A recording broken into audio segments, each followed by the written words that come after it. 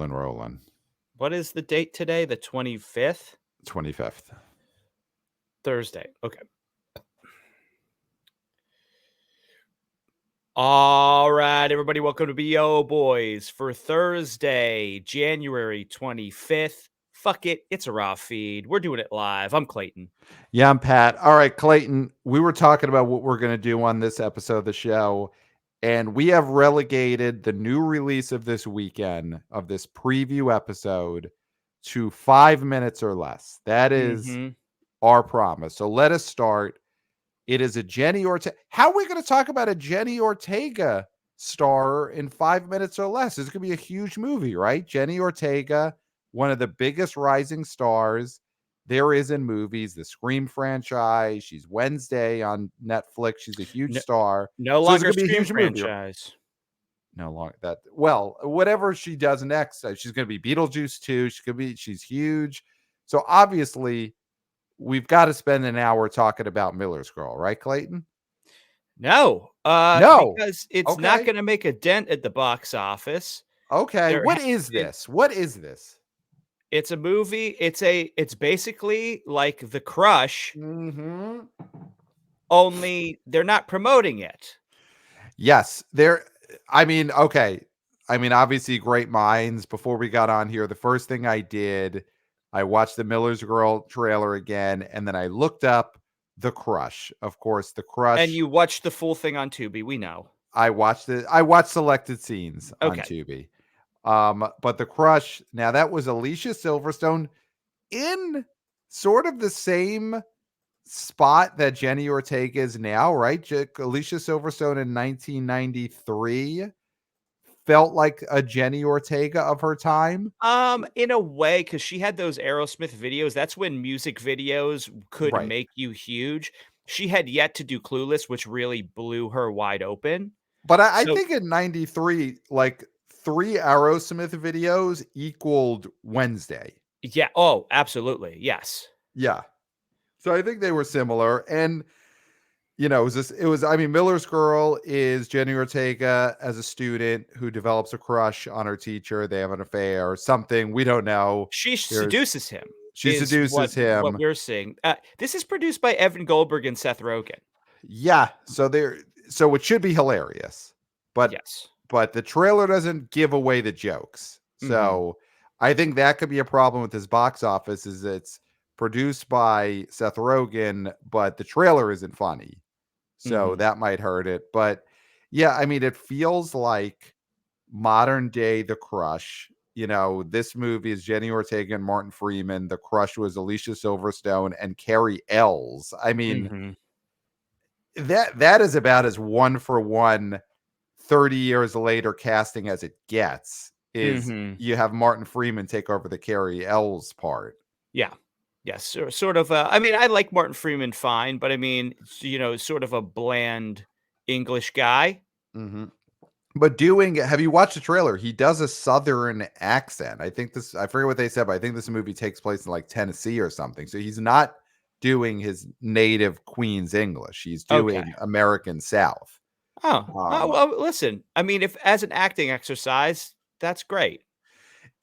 Now, you said this movie's not getting a lot of promotion. It's a Lionsgate release. I really have not seen anything for this. And I go to the movie theaters. I haven't seen a trailer for this in front of anything. In front of no movie. This was not, at least when we saw it, in the trailer package for Anyone But You. It was not. Okay, well, you saw that. I haven't seen that yet in the theater. So for me, maybe other people, not for me. Yeah. So, and it wasn't played ahead of The Beekeeper, which we saw just 2 weeks ago. You would think that I didn't see in front of Iron Claw or anything I've seen in the last month. So should we assume this is a stinker? I'm going to look up and see if there's been any reviews on Miller's Girl. Like as of this night, Thursday night, is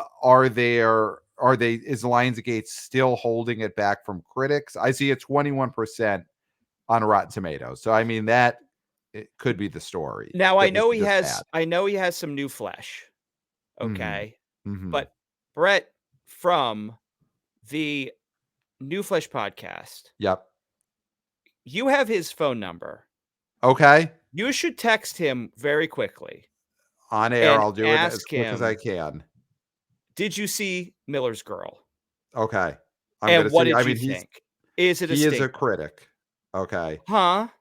Huh? Just see if he responds, and then if he does respond, we can come back to this movie and we'll talk about it.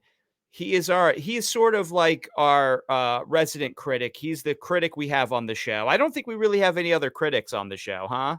Huh? No, Brett would be. I mean, he's our chief horror correspondent. He's also, he is a critic, huh? Yeah. And Well, the we Ace is a trust his critic opinion. too. Yes, the ace Eric Weber is a critic. We'll be having him back on soon. Just corresponded Gotta. with him as well. Award season, got to have him. Got to have Mike, and Oscar. Though they're not critics, huh? Huh? But yeah, I mean, I mean, right there, Miller's Girl, 19%. It is getting killed by critics. I'm just looking at bad review after bad review, and you know, critical scores are on everything, huh? But Huh? they know they've got a stinker. I mean, this feels like one of those movies, like the when Jennifer Lawrence was in that, was it not Last House on the Left, but she had some kind of horror movie that got released after she became a star The that House at the End of the Street, I think something like has that. the industry. Like this feels like that situation where Jenny Ortega made this in the same time period when she was probably, maybe had just filmed Wednesday and it to come out or filmed the first Scream movie. And everyone knows this is a stinker. And so Mhm. they're not putting money behind it. But that said, it's Jenny Ortega. Even if it's a stinker, I feel like if you put a little bit of advertising and had some awareness to it, this could have opened in the teens just based on her popularity. I mean, do you think this is a movie that they should have There's tried to get no more awareness fucking for? way this thing opens in the teens under any circumstances. Yeah. I mean, it's also a dead genre. I mean, and going back to The That thing Crush, didn't do anything. that didn't do anything. Back in April of 1993, The Crush opened up number 3 to $5 million. So more Yes. than I think we're going to predict for Miller's Girl. Um, Oh, it's not even gonna make the top 10.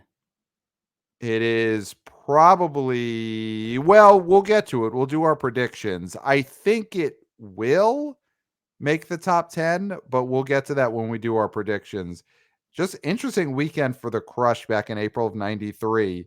It was one of 3 new movies that opened in the top 3. The other 2 were The Adventures of Huck Finn from Disney and opening number 1 that weekend, Cop and a Half. Oh, a very famous example of, uh, Ebert, geez, why am I blanking on And Siskel, the famous team of Siskel Ebert and Ebert, yeah, Siskel. God, Yeah. the Yeah, the legend, Gene legendary Ebert Siskel. and Siskel, yeah. My apologies, rest in popcorn, had an argument where Ebert liked this movie and Siskel freaked out about that. Freaked out, yeah. Yeah. Go look that up on YouTube because that is a very fun argument. Yes, yes, or read about it in our, past guest, Matt Singer's book about Siskel and Ebert. Yeah. It was a good book. So, yeah, Cop and a Half. There's no Cop and a Half, though, this weekend that's gonna save the box office and open ahead of Miller's Girl. No. That was a thing back in 1993. The Crush bombed and came out, but it also opened with Huck Finn and Cop and a Half. And this weekend, we only have the modern day version of The Crush. We only have Miller's Girl coming out, and then it's all holdovers. It Yes. And it's we a are not rough going to talk weekend. about these holdovers because we can listen, we're numbers guys. Yeah, Box office, numbers, different sort of numbers. Um, our audience doesn't care about Mean Girls. interesting. They don't care about Mean Girls. I mean, listen, They don't we'll they just don't, Pat. They we'll don't just care. we'll just go over Mean Girls then when we do our predictions at the end. Yeah, Yeah. because there's nothing really worthwhile about any of these holdovers. I mean, well, one question: do you think the Oscar noms earlier in the week are going to give a boost to anything that's in the theater. You know, it's American American Fiction Fiction. and Poor Things, Mhm. and I think that's it.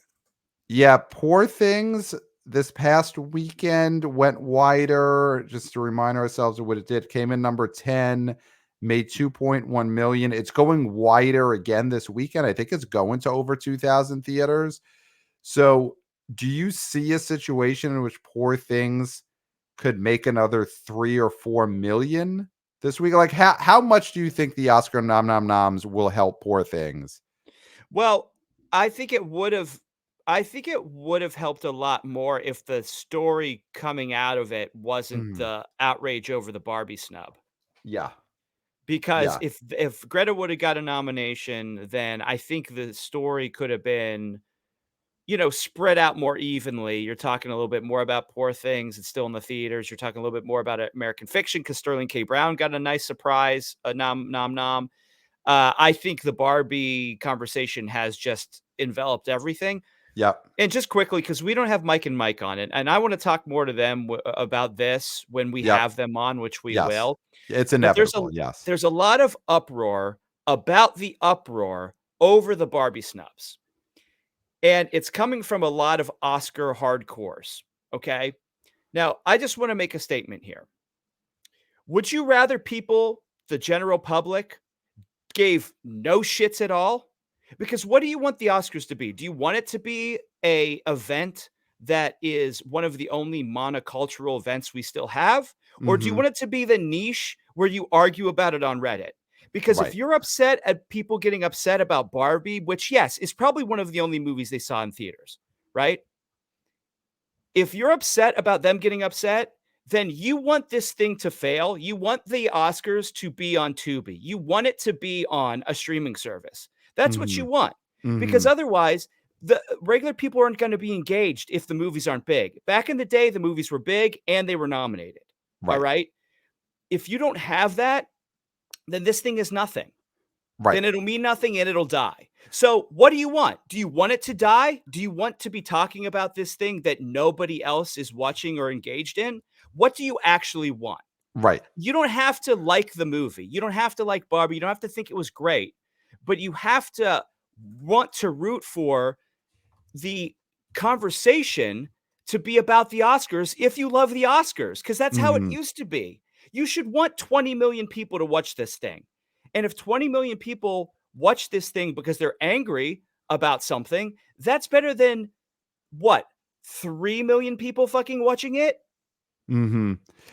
So we've talked a lot this week in light of the Greta Gerwig director snub about the Prince of Tides, about Barbara Streisand being snubbed for the Oscar 32 years ago, about the infamous Billy Crystal line, did the movie direct itself?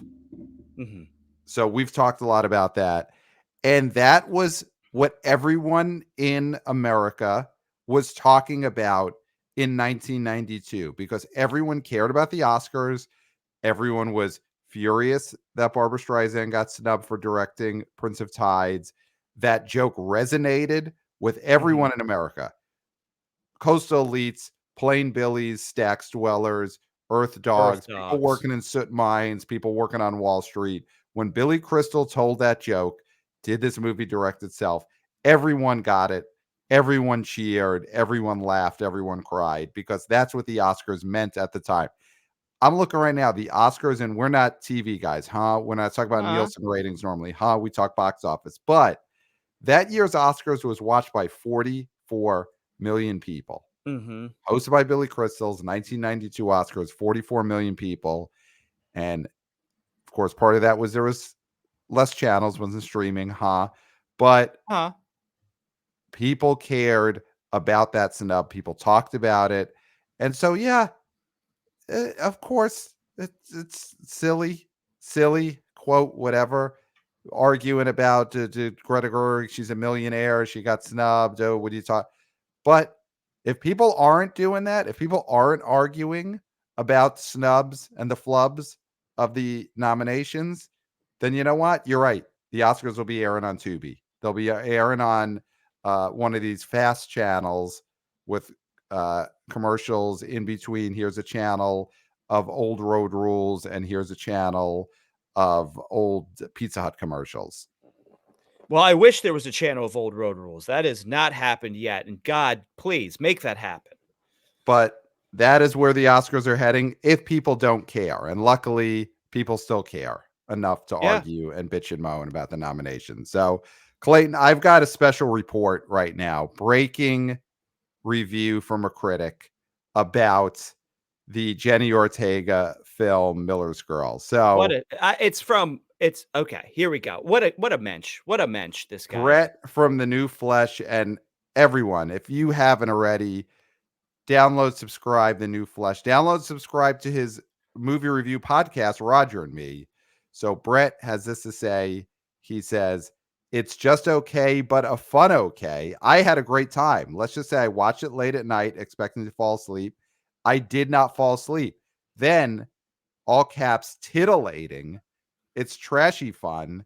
It loses points for predictability. Jenny Ortega's character's name is Cairo Sweet. That was unpredictable. That is a great review. I Yes. mean, he is a critic, huh? Best kind of critic, where in just a few words, you know exactly what kind of movie it is, and you get passion in the review, and all caps titillating. I was not expecting that. No, I I was thought he not was gonna expecting. say it was trash. You know, not no, I knew he would be erudite about it, obviously. Of And course, the fact that he gives was every able to movie a fair shake. He loves movies. whip up a well thought out review from nowhere. We just Yep, just texted. I mean, this on the is spot. not this is a live feed. Fuck it. We're doing it live. Yeah. And to be able to I mean, how long did that take him? Less than 10 minutes Yes. to whip that up. And now I sort of Oh, wanna see this. he wrote these texts in seconds. Seconds. Yeah. Holding a Um, baby. I mean, holding a he's baby. Yeah. holding a baby at the same time. So, listen, I mean, I don't think it's gonna change my pick as to where it lands this weekend, but this thing lands on a streamer, maybe Clayton's watching it. Yes. Yes. I mean, that's the thing. This will be and one of the Streamo boys, huh? This Huh. will be a huge sensation on, especially if it ends up on Netflix at some point. What is Um, Lionsgate? What's their I where's feel their like they deal? still either own or are connected to Stars. So Okay, unfortunately, yep. this may be a Stars debut, but eventually it'll someday end up on Netflix and everyone will be like, wow, did you see that new movie with Jenny Ortega?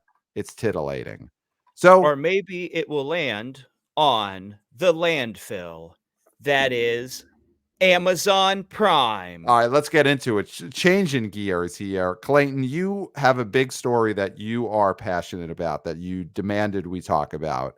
Could you tell us Well, what? would you not wanna talk about this? Oh, we have to. I'm giving you the credit for Okay, bringing this, putting it on the run sheet. okay. So, well, I mean, what is this story? Doug This is your, Liman. yeah. Doug Liman, right? Director of a few of the Bourne films.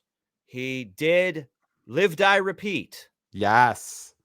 He did, uh, he was Go. Go, Go. Swingers. Swingers and Go. I mean, he's money and he doesn't even know it. But Yeah. here's the thing. This Roadhouse reboot trailer Mhm. lands today. Okay. Jake Sounds great. Gyllenhaal, Gonna be a star big hit in theaters, of course. of yeah. Conor McGregor in his big screen debut. Great. Okay. The woman who played Ratcatcher in the Suicide Squad, Okay. right? Doug Liman says this could be his biggest hit ever. Had rapturous response at any sort of preview they did. Well, guess what? What? This thing is not going to be in theaters because Amazon refuses to put it in theaters. It is going to drop on Prime, and therefore Doug Liman will be quietly boycotting the South by Southwest premiere of this film. He will not be Wow. promoting this film. Wow. I don't know if the contract says he has to do some sort of promotion. I don't know if he's going to have to go and show someone his letterboxed on a Mhm. YouTube video. Who knows? I don't know what it is. But right now, he's not going to South by Southwest. He Mhm. wrote an editorial on Deadline, and we should link to that because you should read this Yes, must because read. me and him are directly in line with how we feel about direct to streaming movies at this point. It's short-sighted. Mhm. It ruins the pipeline that has been greased. We have now figured out the grease and where it goes. Mhm. We had questions during COVID and a little bit after COVID. Will people ever go to the theaters? Are theaters dead? Should we just put everything on HBO Max or Max as it is now? That failed.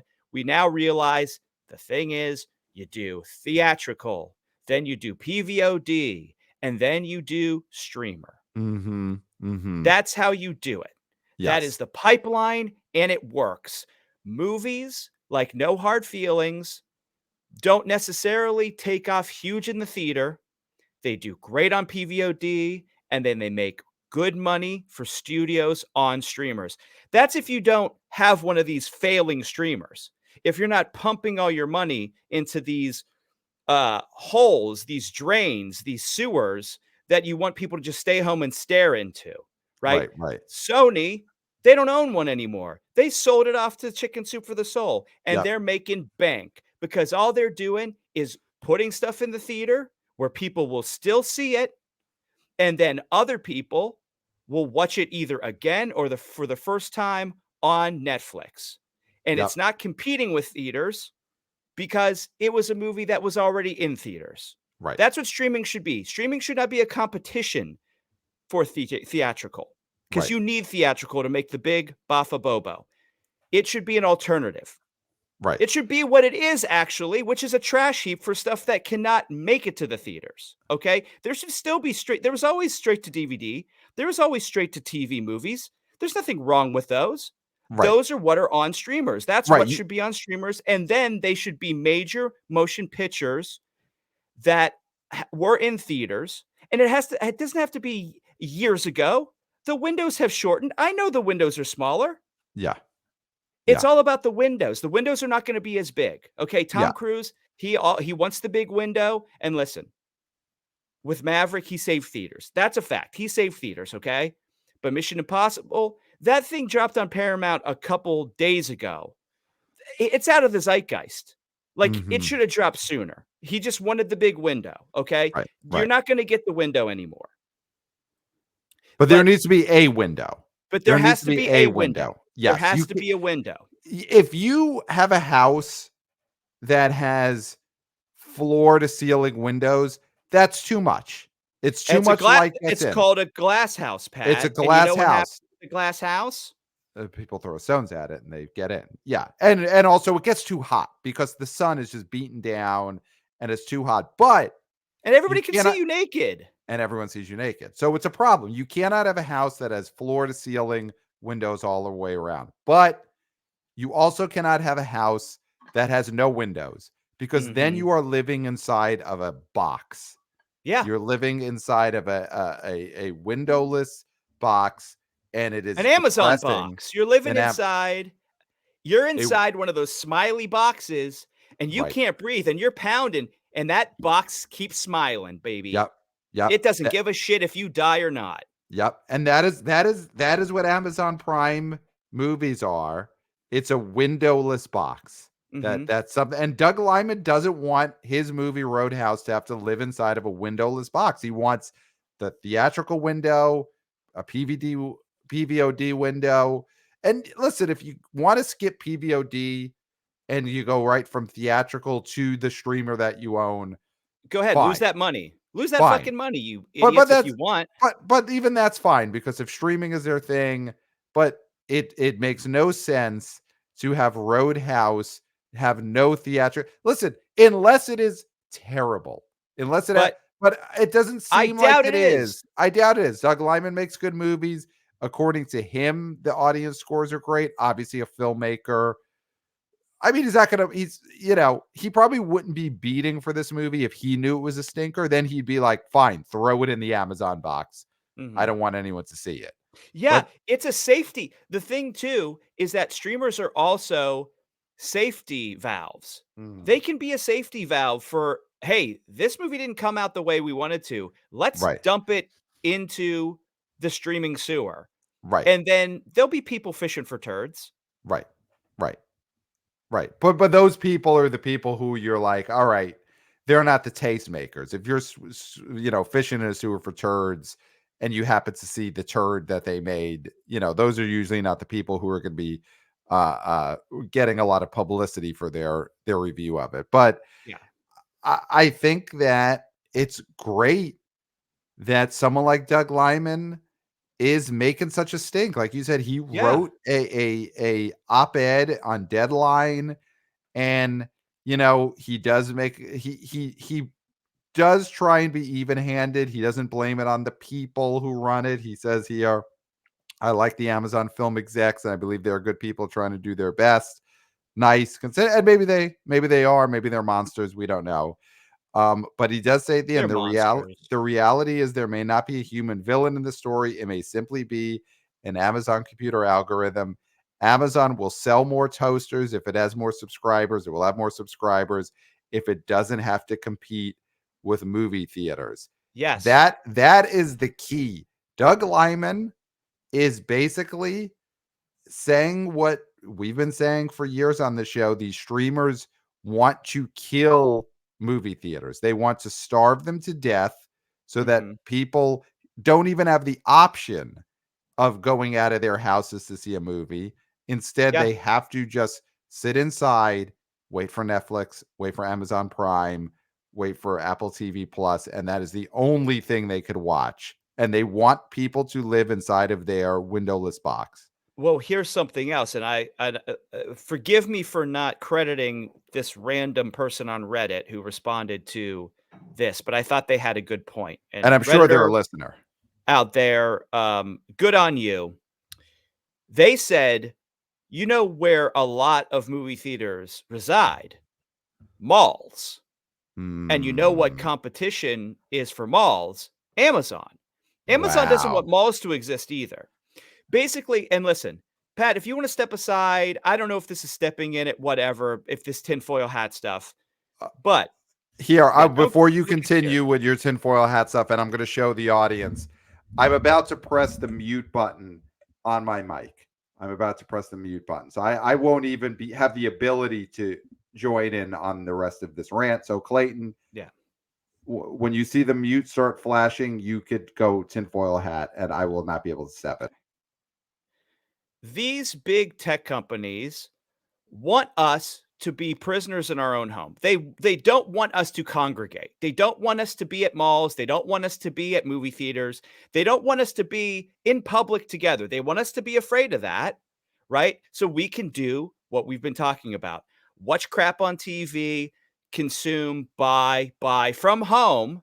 So whatever's going on in the outside world, we're not privy to because we're not talking to anybody. Okay. That's not the most tinfoil hat idea because I do believe there is truth to that, okay? And so when it comes to this sort of thing, if you're telling me that we're overreacting because some remake of a movie that is a camp classic is going to a streamer and that doesn't mean anything, it means a whole hill of beans, okay? It means that if you allow this to happen, then you're allowing a place where people go in public, places like Pat Stango and his mom could talk to old ladies they don't even know about Oppenheimer, right? Who they're not that doesn't happen if Oppenheimer doesn't go to theaters, okay? That doesn't happen. Pat does not talk to random old ladies if he's at home waiting for the next big movie to drop on whatever streaming sewer pipeline that comes into his apartment. So I've unmuted myself as I think you've put the tinfoil hat down. And yes, I mean I agree with what you said at the end there, is that if it weren't for movies, I would not talk to old ladies. So that Yes. we could all agree on. I mean, you look at this specific movie, Roadhouse, a remake of Roadhouse, starring Jake Gyllenhaal, who is a very famous actor who's been in a lot of big stuff, but has never been a butts in the seats movie star, where you could point to a movie that's just The only reason to see it is Jake Gyllenhaal, and it made 100 million. That hasn't happened, Mhm. but he's very famous, and this is a property that I think is from the time when you want to remake properties. You know, Yeah. the age group of people who love stuff in the late 80s is probably a good age group to remake things for now. Yeah. And this is the type of movie that, especially with superhero movies being on the wane, that Yes. and you see something like The Beekeeper did well, and Anyone But You is it's a rom-com, but it's a star-driven 90s type movie that's gonna end up 75-80 million when all said and done. Roadhouse in theaters could have done pretty well. Like, Yeah. again, we're not saying this is gonna make 100 million, huh? But Huh. I think this is easily a movie that, if it is good, if he's, telling the truth and these scores are really high and it's a fun movie, look at stuff like a Cocaine Bear. Yeah. Look at stuff like a Megan, which was horror, so that helps and was like youth oriented. But I do think these fun genre movies now, with superhero movies being on the way out, it would have probably done pretty well in theaters if it was good. Here's something else, Pat. It has a UFC component to it, Okay. and UFC is big. If you get the UFC fans to go out to the theater, that's money, Yeah. right?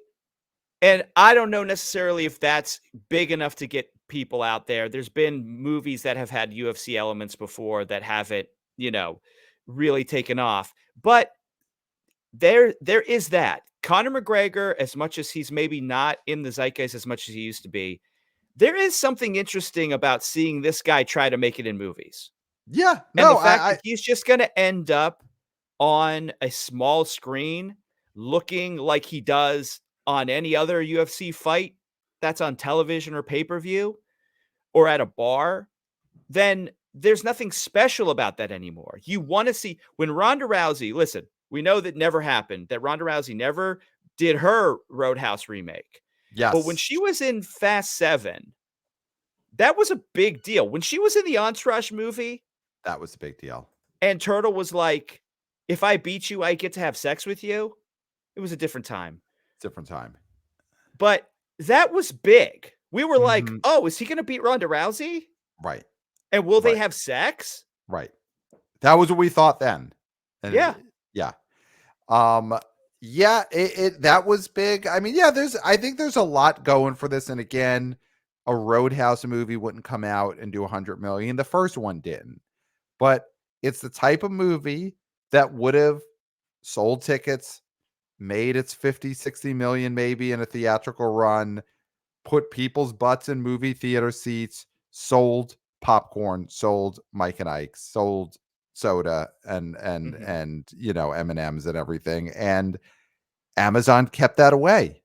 Yeah. And I think Doug Liman is onto something about these streamers want to starve movie theaters, even if it because the money they lose on their ticket sales that they're foregoing is worth it to them if it starves AMC, Regal, Alamo Draft House, all the chains. It's worth But it to them.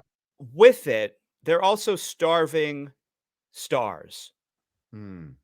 Kevin Hart, Chris Pratt. I know he's big voice actor now, but his live action movies, they just made an announcement to try and, you know, like, navigate this whole Lyman situation, negate it by making a big announcement about this Chris Pratt movie that Amazon's going to do, right? Mhm. But Mark Wahlberg, right? These people are suffocating in the streaming boxes. Their Mhm. stardom is dwindling. And Mhm. if that happens, then you have nothing. If you only have Sydney Sweeney in direct to streamo crap, Right. then you're not gonna have a new star. Right. If you didn't have Wonka in the theater, Chalamet's not a star, Right. okay? Right. If you don't Right. have Dune in theaters, Zendaya, I did You it did too. it. You did it. Zendaya and Chalamet are not stars. Right. I Right. hope Challengers makes $100 fucking million dollars Oh, of course. Of course. because if that happens, maybe but here's the thing. They won't care because they don't like movies. It's just a widget to them. They're all billionaire tech idiots. And I say they're geniuses, right? But they're idiots like in real life because Okay. they have no empathy and no emotion and no interest in humanity or the arts or anything like that, which creates a dead earth. I'd rather be dead than there not be art, okay? That's just how I Okay. feel. Wow. Okay. And I feel like most humans feel that way too. All right. So that's the problem is that me making this passionate plea to them is not going to matter because my emotions don't matter. The only thing that matters is a bottom line. The only thing that matters to someone like Zaslav is can I write this out for tax purposes? Not the sweat, the toil, the passion for movies, even if they're Acme versus Coyote. To him, doesn't matter. It could be a Porta John, like we've always said. The guy Right. could be Right. selling Porta Johns. Yeah. Yeah. I mean that is, and the thing is, Amazon at one point last year they did promise they were going to put money into theatrical. Obviously, they released Creed last year, Creed 3, big hit. There They must have been released something Air. contractually there, though, that had to go to Well, theaters. Air, they put out Air and that movie made its 40 or 50 million in theaters. So I don't know exactly what is going on with Roadhouse, why they are doing the theatrical strategy for some movies and not for others. And you look at something like Air and you look at something like Roadhouse, and on paper they feel like the same level of movie. Matt Damon's a bigger star than Jake Gyllenhaal, but Jake Gyllenhaal, again, is a famous guy who people know stars in theatrical movies. He's not I mean, on and the also wane. He's not look at like on the other side of his career. He's as much of a star as now as he was when he's headlining Prisoners or Nightcrawler. and He's I just a never guy who people look at as someone who is a leading man, if not a movie star. exactly. And listen, I'm not going to stick up for Gyllenhaal because he's had a lot of chances, but you know, male actors like him are given tons of chances. Yeah. Who knows? This could have been his big breakout, Hmm. right? Yeah. Yeah, it could have. So I do wonder what the difference in strategy is on last year versus with this movie in particular. Um, but yeah, it's the main thing is it's very uh it feels like a breaking point when you have such a big name Hollywood player as Doug Liman openly criticizing and boycotting a movie like this, Hmm. and openly criticizing one of the remaining big producers of movies. So it feels like there's something afoot. Obviously, there were the strikes last year, so that was already happening. But yeah, we'll be covering this. We will be covering this developing story. Um, so we have another developing story I think we could quickly touch on. Oh yes. Casting news. We talked a few weeks ago about the movie Thunderbolts, Yep. and they lost the actor Stephen Yeun. Yun. Left Stephen Yeun left Thunderbolts. And at the time we called it. It's just he was getting off a sinking ship. He He didn't knew leave, Pat. he didn't What did he leave. do? What did he do? What did He he do? escaped. He escaped. Yes, he escaped He Marvel's escaped. Thunderbolts. I don't think he was able to save Julia Louis-Dreyfus or Florence Florence Pugh. Pugh. They might still be stuck there, but he has been replaced, or at least there's rumors of an offer that went out to an actor to replace Stephen Yeun, and that actor is named Lewis Pullman. And I think he's best known. It seems like he's been in a bunch of movies, Strangers Pray at Night, Bad Times at El Royale. But his biggest role is he played Bob in Top Gun Maverick. He played the character of Bob. And I think this kind of casting news shows this is kind of where Marvel is at. Not to take anything away from this actor, Lewis Pullman. He played Bob. He did play Bob. Um, but Stephen Yeun was an Oscar nominee, is an Oscar nominee. He Will was a always be an star Oscar nominee. star of Walking Dead. Yes. I feel like casting him, Golden he Globe comes winner, Golden Emmy Globe winner. winner, Pat. Yeah, yeah, He's an award-winning actor. yeah. Award winning, award nominated, been in hits, been in hit show, and he feels like it feels like a downgrade, and it feels like that is where Marvel is at in terms of who is going to be in these movies. Yes. And Yes. again, not to put anything, because this actor is a big break for him. He hopes, Yeah. but Marvel didn't go out and replace Steven Yeun with a huge star With with Glenn Jenny Powell. Ortega with Well, Glenn Powell. yeah, Glenn Powell. I mean, that's the Yeah, thing. This would have been this would have been right. something that actors, legitimate people who've been in big movies, would have been clamoring for and Mhm. fighting over. And again, no disrespect to this actor, but they're sort of starting out in a way. Like, this is not somebody who has a long history the way Steven Yeun has, Mhm. right? This is the level of actor that's getting this job now, Mhm. right? So if Florence Pugh drops out, you better believe that it's not going to be Sydney Sweeney getting in that part or Right. trying for that part. It's going to be somebody at the level of Bob from Maverick. Right. Right. So that's Right. what we're working with here now. Yeah. Yeah. I mean, it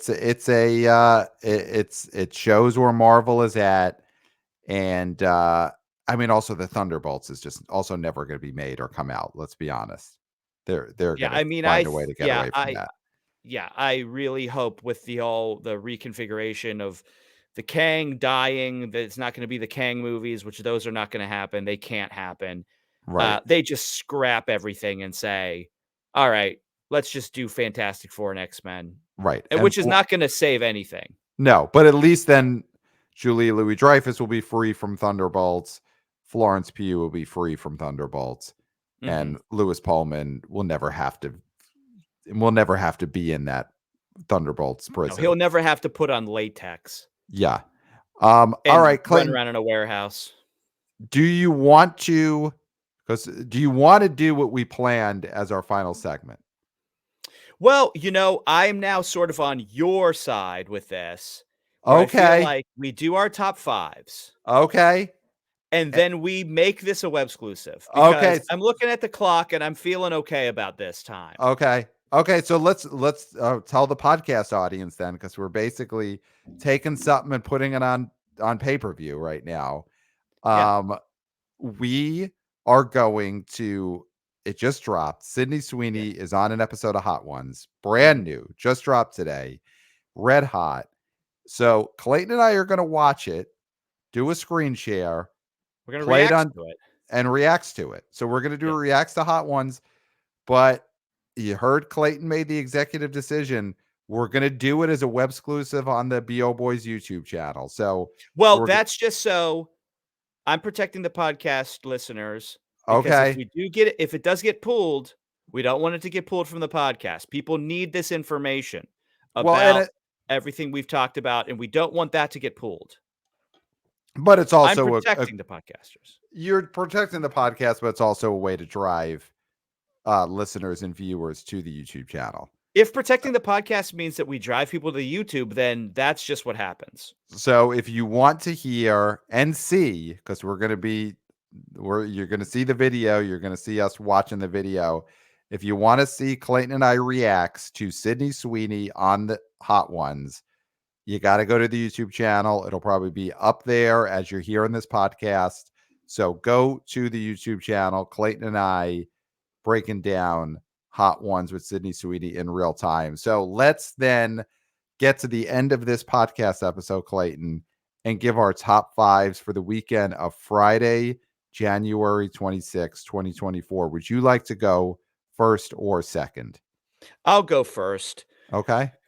And even though we've been bashing Amazon and MGM, The Beekeeper is in theaters.